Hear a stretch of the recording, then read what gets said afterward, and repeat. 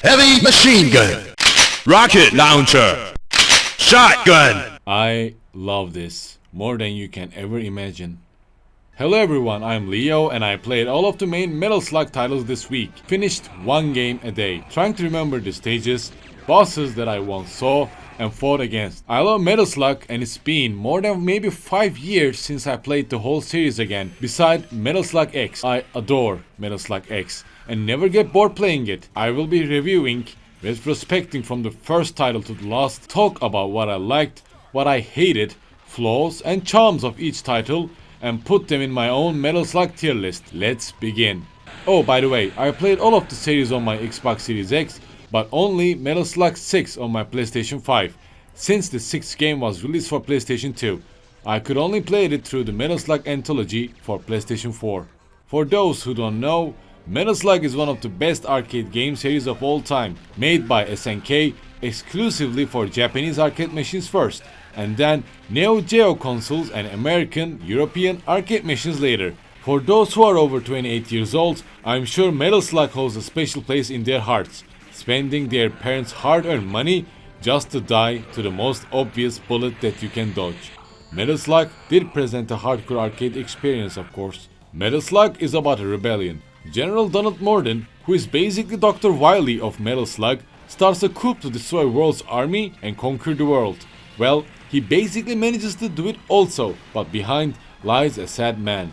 General Morden lost his wife and daughter in an explosion, blaming the regular army and defects, creating his own rebel army to have his revenge from the world. Thousands, maybe millions of people dead, cities destroyed, and from those ashes a blonde guy called Marco rises. Well, also a guy with sunglasses named Tarma rises if you are the second player.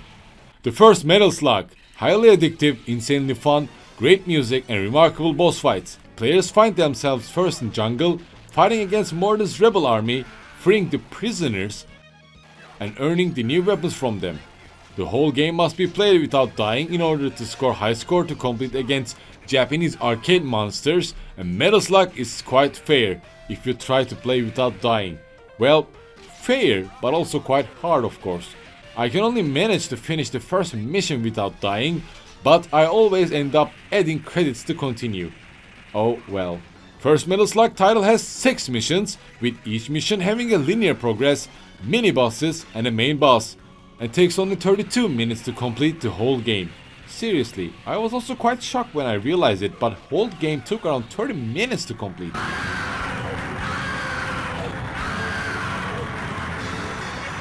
Though the gameplay, the action, the music, and everything helps the game to feel refreshing, and has a high replayability among other titles also.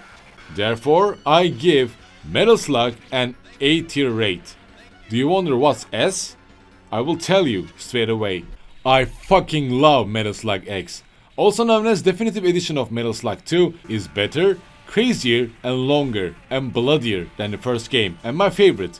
Deepens the story as Marka and Tarma defeats Morden by the first game. Now Eri and Theo joins the game as playable characters, and players are able to choose who they wanna play as. Each character having the same stats, they try to fight against Morden's allied rebel armies, this time fighting against Arabians, Japanese and even aliens. Starting from within an Arabic map to pyramids, players start to receive status effects as they become mummy when they receive attacks from mummies or get hit by the purple potion, and grow fat if they eat lots of food collectibles within a stage. Adding additional status effects, guns, enemy sprites, playable characters and easy to remember stages and bosses, Metal Slug X nails it. It's just my favorite basically. The second title takes around 45 minutes to complete, starting from war against Arabian rebel army to aliens who capture Morden and tries to conquer the world. Well, I love their design, their sound and the taste that they bring to the story.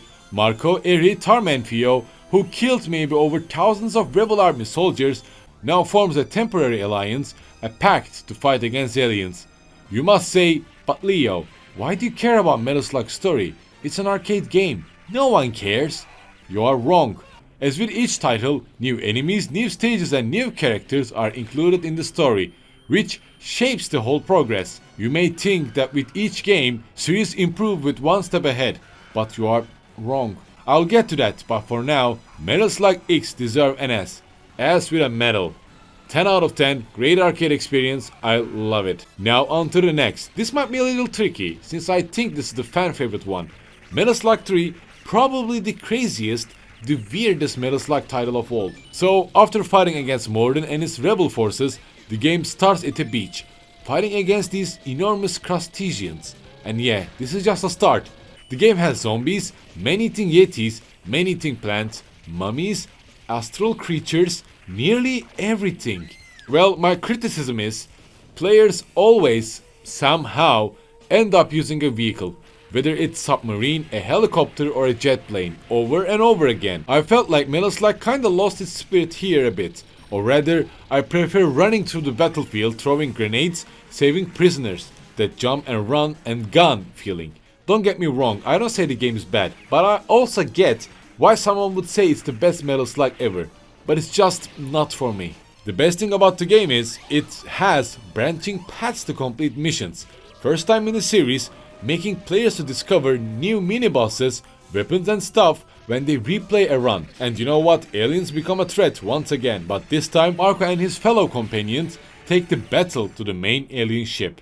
The last boss feels like an end for the Metal Slug series, yet Marco, or the character that the player chose, throw its handgun to the sea, meaning that everything is over, only to see that the handgun lands upon a head of a fishman. Depending on the branch that you choose, Metal Slug can take from 40ish minutes to 1 hour. Crazy, sometimes memorable, and sometimes missing the point of Metal Slug atmosphere in my opinion. But, to be fair, I give Metal Slug 3 a fat A tier upon the list. Because here comes where the series began to fall. I don't wanna talk about Metal Slug 4, worst of the series, definitely around C or D tier if I ever put something on C tier, but man. They took out Eri and Tarma and added in 2 new characters, namely Trevor and Nadia, while using sprites, enemies, threats from the previous games. Of course there are new bosses and stages, but Metal Slug 4 feels so bland that you might never want to go back and try playing it once again. I don't know, but if you do feel and believe that I'm on fault here, that I need to give this game another chance, please do tell me. It hurts to see Metal Slug like this. On the other hand, if you care about the timeline and how the story goes, you should play Metal Slug 6 after 3. So there is like a weird way of game direction here. After Metal Slug 3, 6's story happens, and after that, 4. So this also leads to questioning the story and the enemies we are facing. Right, so somehow my criticism about Metal Slug losing its essence is restored now. We are once again fighting against the rebel army on foot, sometimes using vehicles and stuff, but with Tarma and Erigon and Trevor and Nadia staying only for 1 game, you feel something is off.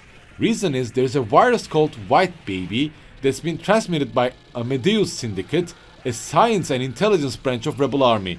They are trying to take over the world with a virus and get all of the funds of governments, meaning conquering the world.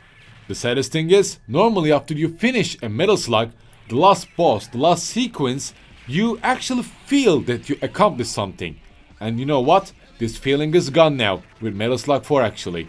After 4, with each Metal Slug, I kind of felt nothing. I was like, wait, did it end now? I don't remember this. Quite sad in my opinion. So right after I finished 4, 5 felt good actually, as if SNK realized that they fucked up pretty bad previously. Eri and Tarma is back again, and the team is after an army that is pillaging archaeological sites, that is stealing Metal Slug blueprints, and on the other hand, natives that worship the giant Metal Slug tanks. Yeah, Metal Slug is back baby, Metal Slug is back on his feet with weird natives fighting against rebel armies Metal Slugs. No zombies, mummies, aliens or no such things like that. But this time, the last boss is a large demon? Probably an entity that natives worship as they try to take over the world somehow by using masks.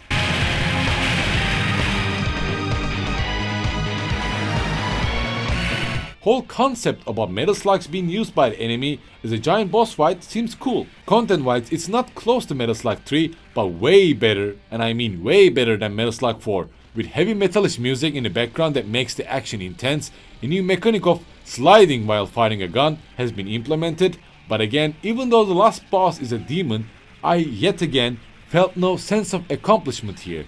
Just airy, driving a car on the freeway. Metal Slug 5 is way better than 4, but less than 3, which makes the good member of B tier family. Close to A tier though, might be B plus if need to be more detailed. Right on, we have 6. 6 makes lots of things quite complicated. Rolf and Clark from King of Fighters join the fray, and characters have a different health pools, damages and passive abilities. Marco has a double strength, Tarma providing 50% more slug durability, Fio begins with heavy machine gun and has 50% more weapon stock, Eri receiving twice the amount of grenades, Rolf doing melee attacks at twice the speed, and Clark doing his special backbreaker move, giving him invincibility? Some people criticize this mechanic quite a lot, since they didn't like all these attribute changes, creating a meta gameplay. They're also quite right in my opinion. The story takes place right after 3 as Morden and his rebel army tries to save this alien king from the sea, are attacked by the invaders, a new type of aliens who are eating our spaghetti monster friends. In order to survive this attack and prevent a mass extinction, our Martian alien friends also team up with Marco and his friends to repel this attack. Story-wise, I quite like it how it goes. Rebel army, Martian aliens, and Marco's team fighting against this new threat aiming to destroy their lair and queen just to find themselves in battle again. But this time, the problem is, why the hell would you change the original voice of the game? I mean, why would you do that? That unique feeling when you receive a heavy machine gun, shotgun, is gone now. I mean, who the hell came up with this? Metal Slug 3 is fun, around the same level fun with 5, having a climactic end, but yet you fucked up by the audio side. I mean, SNK, why can't you do everything correctly and easily?